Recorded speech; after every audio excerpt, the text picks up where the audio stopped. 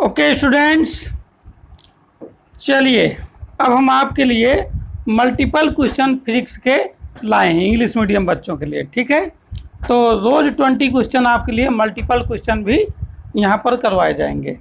आप इनको कर सकते हैं। ठीक है, और आप चेक कर सकते हैं कि आप जो पढ़ते हैं उसमें आपको कितना आने लगा है। ठीक है, ये बहुत बढ़िया रहेंगे। 10-15 मिनट का वीडियो रहा करेगा, 20 मिनट से ज़्यादा का नहीं रहेगा। आप आराम से अपने आप को चेक कर सकते हैं कि आपका क्वेश्चन कौन सा सही होगा। ठीक है, तो क्वेश्चन फर्स्ट लेते हैं student. 1 angstrom is equal to, है ना, how many microns in 1 angstrom, ये पूछा है। There are 4 options. First is 10 to the power -10 micron. Second is 10 के power -6 micron. 10 to the power -4 micron, number 6, and C and D is the answer 10 to the -2 micron। ठीक है, तो ये 4 answer हैं। इन चारों में से आपको सही आंसर चूज करना है। तो स्टूडेंट ये एंगस्ट्रॉम में नहीं पूछ रहा है बल्कि माइक्रोन में। तो अगर आपने यूनिट कन्वर्टर हमारा पढ़ रखा हो तो एंगस्ट्रॉम जो होता है वो 10th मीटर से यूनिट से 10th नंबर पर आता है, और जो माइक्रोन होता है वो 6 नंबर पर। तो एंगस्ट्रॉम और माइक्रोन के बीच 10,000 अर्थात 10 की पावर 4 का रिलेशन है। अब एंगस्ट्रॉम को मैं माइक्रोन में चेंज करना है, यानी माइक्रोन ऊपर होता है और एंगस्ट्रॉम नीचे होता है, अर्थात स्मॉल यूनिट को हमें लार्ज यूनिट में चेंज करना है। तो जो रिलेशनशिप होता है उससे हम क्या करेंगे, डिवाइड करेंगे। तो 10 के 4 से डिवाइड करेंगे 1 में, तो 1/10 to the power 4 माइक्रोन होगा। जब 10 की पावर 4 को ऊपर ले जाएंगे तो 10 की पावर -4 माइक्रोन हो जाएगा। ठीक है स्टूडेंट, इसलिए आपका आंसर सी सही हो जाएगा। सेकंड क्वेश्चन करते हैं student. 1 megagram is equal to, नीचे 4 ऑप्शन है किलोग्राम में, इसका मतलब ये हुआ 1 मेगाग्राम में कितने किलोग्राम होते हैं। तो आपको मालूम है यूनिट कन्वर्टर में यूनिट से मेगाग्राम 6 पर है, और ये किलोग्राम में चेंज करना है, यूनिट से किलोग्राम 3rd नंबर पर है।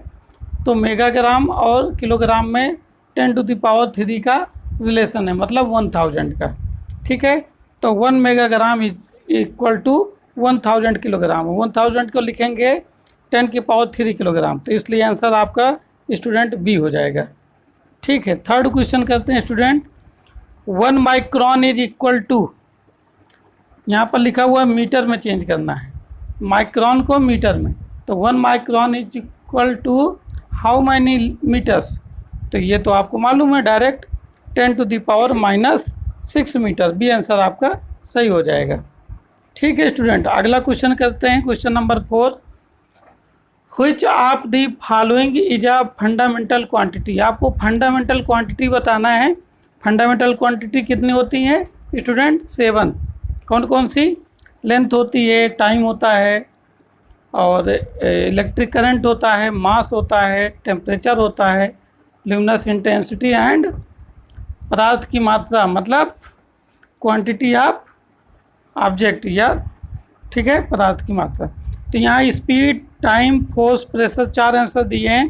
तो स्पीड आपका आंसर सही नहीं है, फोर्स आपका आंसर सही नहीं है, प्रेशर आपका नहीं। ये तीनों क्या है? डिराइव्ड क्वांटिटी हैं। तो बी आंसर आपका स्टूडेंट सही हो जाएगा। Time is the fundamental quantity.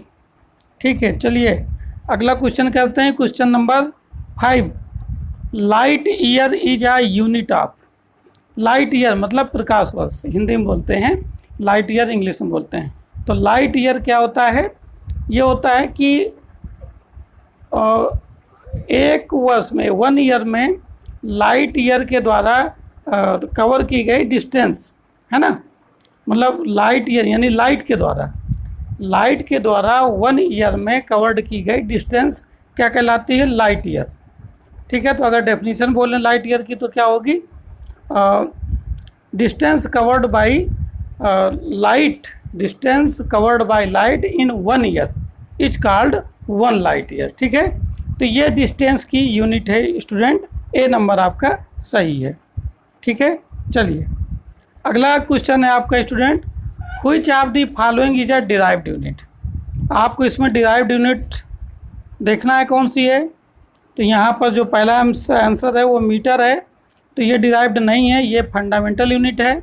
Ampere भी फंडामेंटल यूनिट है, केल्विन भी फंडामेंटल यूनिट है, but litre is the unit of volume. तो लीटर आपका क्या है, फंडामेंटल यूनिट नहीं है, बल्कि ये कौन सी यूनिट है, डिराइव्ड यूनिट। तो आंसर आपका सी सही हो जाएगा। ठीक है स्टूडेंट, चलिए अगला क्वेश्चन करते हैं। Unit of luminous intensities, luminous intensity की आपको यूनिट बताना है।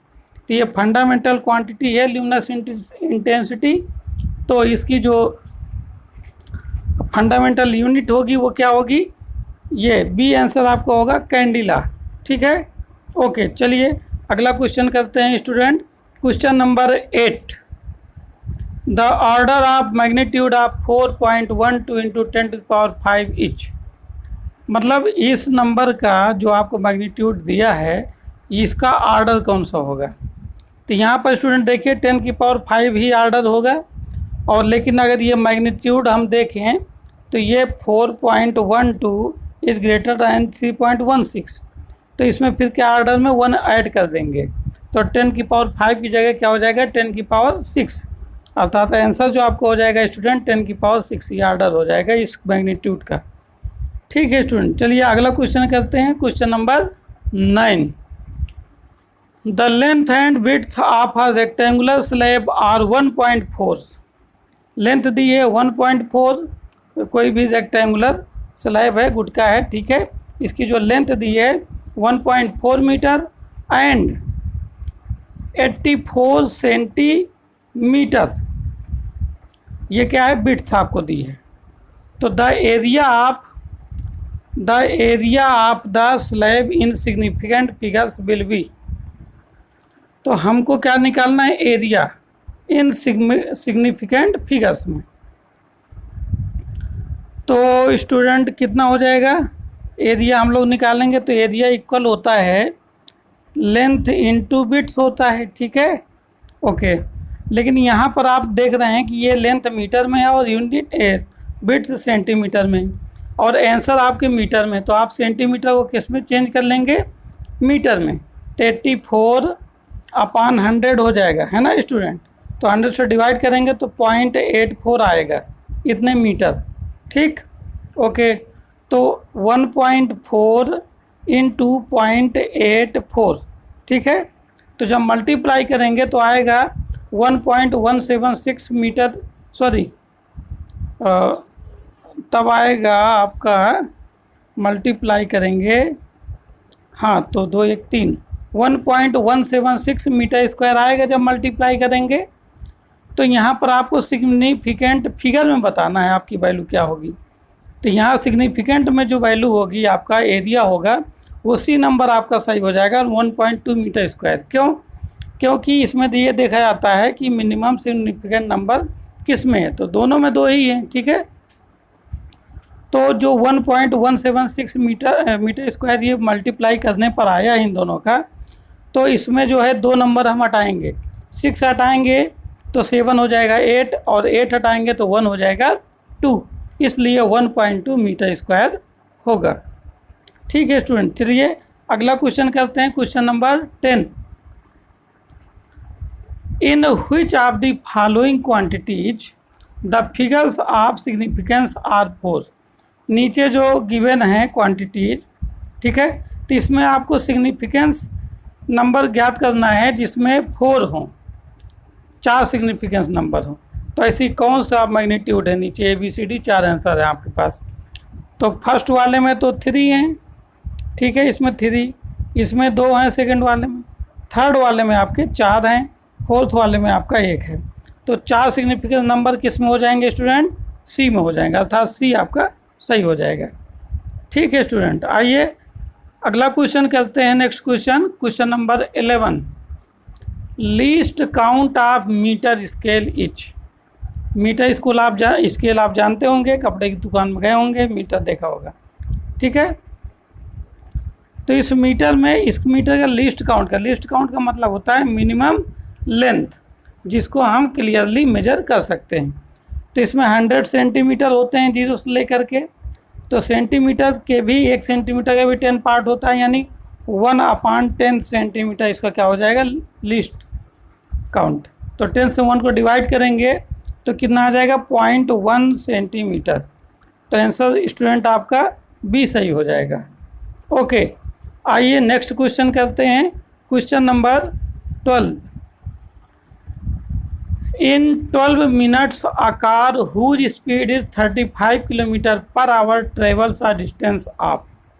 क्या गिवन है आपको, क्या निकालना है, 12 मिनट टाइम दिया है आपको, 12 मिनट, ठीक है, और हुज स्पीड स्पीड एस दी है आपकी 35 किलोमीटर पर आवर, ठीक है। आपको टाइम दिया है मिनट में और यहाँ स्पीड दिया है जो टाइम है आवर में। तो पहले हम आवर को किस में चेंज कर लेंगे, मिनट में। तो 1 आवर इक्वल होता है 60 मिनट, यानी 35/60। तो ये कितना हो जाएगा, किलोमीटर पर मिनट में स्पीड हो जाएगी। और 12 मिनट में कितना डिस्टेंस कवर करेगा, ट्रेवल करेगा, डिस्टेंस हमको निकालना है। तो आपको मालूम formula, speed equal distance upon time. तो डिस्टेंस इक्वल हो जाएगा स्पीड इंटू टाइम। स्पीड आपकी 35/60 किलोमीटर पर मिनट है, ठीक है, और इंटू टाइम को मल्टीप्लाई कर दीजिए 12 से, तो 12×5 = 60 और 5 से बन जा 35। तो ये आंसर आपका स्टूडेंट ए नंबर आपका सही हो जाएगा, 7 किलोमीटर, ठीक है। नेक्स्ट क्वेश्चन करते हैं student. Question number 13। The velocity of a car decreases from 40 metre per second to 20 metre per second in 4 second. The retardation of the car is. हमको इसमें रिटार्डेशन निकालना है। रिटार्डेशन क्या होता है, decreasing in velocity per unit time, है ना। इसी को क्या कहते हैं, रिटार्डेशन। और एक्सीलरेशन किसे कहते हैं, increasing in velocity per unit time, ठीक है, उसको हम क्या कहते हैं, एक्सीलरेशन। तो हमें यहाँ निकालना है रिटार्डेशन। तो आपको इनिशियल वेलोसिटी दी है 40 मीटर पर सेकेंड और फाइनल वेलोसिटी दी है 20 मीटर सेकेंड, ठीक है। तो हम निकालेंगे चेंज इन वेलोसिटी। तो 20 - 40 तो कितना आ जाएगा, -20 मीटर पर सेकेंड। और टाइम दिया है आपका 4। तो रिटार्डेशन ए इक्वल होता है v - u/t, यानी final velocity minus initial velocity upon time. तो ये हो जाएगा 4 से डिवाइड कर देंगे तो 5 आ जाएगा, है ना। तो 5 मीटर पर सेकेंड स्क्वायर, ठीक है स्टूडेंट, बी आंसर आपका यहाँ पर सही हो जाएगा। अगला क्वेश्चन करेंगे, question number 14 student. Which of the following is a vector quantity. Vector quantity in चारों में से कौन सी होगी। फर्स्ट है आपकी वेलोसिटी होगी, या डिस्टेंस होगी, या मास होगी, या टाइम होगी। तो जो आंसर होगा स्टूडेंट यहाँ पर क्या पूछा, वेक्टर क्वांटिटी। ए नंबर आपका सही हो जाएगा। Velocity is a vector quantity. और जो ये डिस्टेंस, मास एंड टाइम है, ये कौन से हैं, ये तीनों हैं आपके स्केलर क्वांटिटी। ओके, ठीक है। चलिए अगला क्वेश्चन करते हैं, question number 15। There is an error of 2% in the measurement of side of cube. The percentage error in the calculation of volume will be. उसमें ये कह रहा है कोई क्यूब है, उसको जब मेजर किया जाता है तो उसकी एक साइड में 2% की एरर आती है।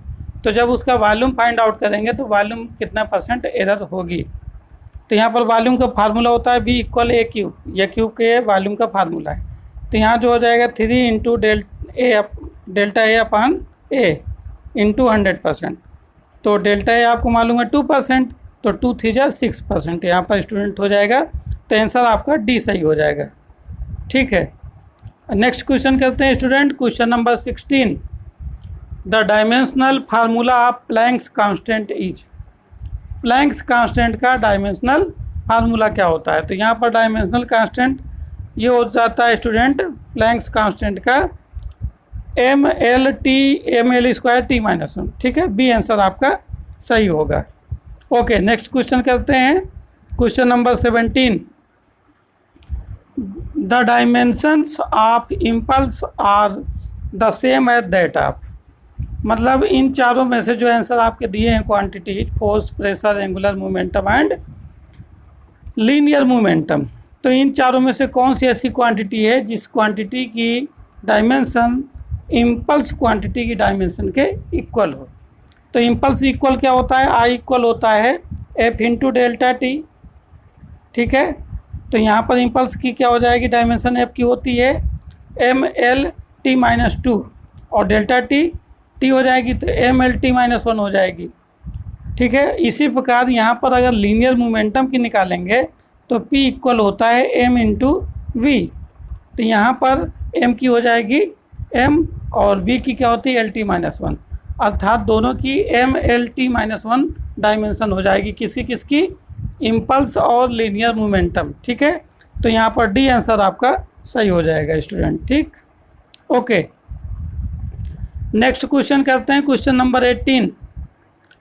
If sum and difference of two vectors are equal in magnitude, क्या कह रहा है, चाहे सम करें चाहे डिफरेंस करें दो वेक्टरों का, वो मैग्नीट्यूड में आंसर उनका इक्वल आता है, तो then the angle between them will be, तो उनके बीच एंगल कौन सा होगा, यानी दोनों वेक्टर के बीच ऐसा कौन सा एंगल होगा जिसमें जिनकी सहायता से जिस एंगल के बनने पर दोनों वेक्टरों को चाहे जोड़ा जाए यानी सम किया जाए यानी ऐड किया जाए, या डिफरेंस यानी घटाया जाए, तो मैग्नीट्यूड दोनों का सेम आएगा।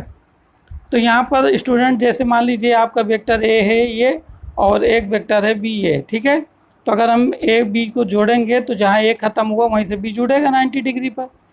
ठीक है, और अगर मान लीजिए घटाया जाए तो ये ए वेक्टर है, ये इसकी डायरेक्शन बी की क्या हो जाएगी, उल्टी हो जाएगी, तो आपका जो ये हो जाएगा मैग्नीट्यूड और इसमें ये हो जाएगा मैग्नीट्यूड, तो दोनों राइट एंगल ट्रायंगल बनाते हैं, तो ये हाइपोटेनियस होगा ये भी हाइपोटेनियस होगा, तो 90 डिग्री जब बनेगा दोनों वेक्टर के बीच तो मैग्नीट्यूड क्या होगा, सेम आएगा। ठीक है, ओके, तो यहाँ डी आंसर आपका स्टूडेंट सही हो जाएगा। अगला नेक्स्ट क्वेश्चन करते हैं, question number 19। A person can throw a ball to a maximum horizontal distance of 300 meter. The height to which the person can throw the same ball above the ground is.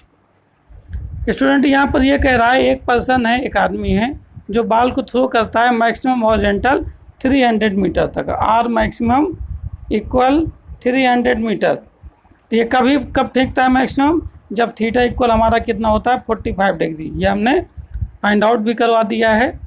तो वो कह रहा है फिर आगे कि the height to which the person can throw the same ball above the ground, तो वो इसी बॉल को कितनी हाइट तक क्या कर सकता है, फेंक सकता है। तो कैसे निकालेंगे, यहाँ पर जो आंसर होगा स्टूडेंट वो तो सी हो जाएगा 150 मीटर। तो कैसे निकालेंगे, तो वो जो आर मैक्सिमम होता है वो कितना होता है, यू स्क्वायर अपान जी, क्यों, फार्मूला होता है आर बराबर U square sine 2 theta upon G, तो साइन 2 थीटा कितना होना चाहिए 1, तो तभी मैक्सिमम आर आएगा। ठीक है, तो यू स्क्वायर अपान जी हो गया। अब हमें हाइट चाहिए, तो हाइट बराबर होता है U square sine square theta upon G. ठीक है, तो मैक्सिमम हाइट के लिए साइन स्क्वायर थीटा की वैल्यू 1 होना चाहिए, तो you square upon ji 2g होता है। ठीक है, तो यू स्क्वायर अपान जी की वैल्यू हमको पता है ऊपर वाले फार्मूले से 300 मीटर, और अपान 2 है हाइट, जब निकालेंगे तो 2 से डिवाइड करेंगे तो 150 मीटर आ जाएगा। तो आंसर आपका सी सही हो जाएगा। चलिए स्टूडेंट लास्ट क्वेश्चन करते हैं आज का। Okay, question number 20। Horizontal range of projectile 4 times of the maximum height attend, the angle of projection with the horizontal will be. तो यहाँ स्टूडेंट क्या कह रहा है क्वेश्चन, कि जो कैपिटल आर यानी रेंज ऑफ हॉरिजेंटल है ये है 4 टाइम्स ऑफ मैक्सिमम हाइट। ठीक है, 4h मैक्सिमम हाइट। तो थीटा पूछ रहा है कि थीटा क्या होगा, मतलब हॉरिजेंटल के साथ अगर हमने फेंका है किसी पत्थर को या किसी भी चीज़ को तो ये थीटा एंगल कितना बनेगा। ठीक है, तो इसके लिए एक स्टूडेंट फार्मूला होता है थीटा इक्वल और tan inverse theta equal tan inverse, दोबारा हम लिखते हैं थीटा इक्वल 10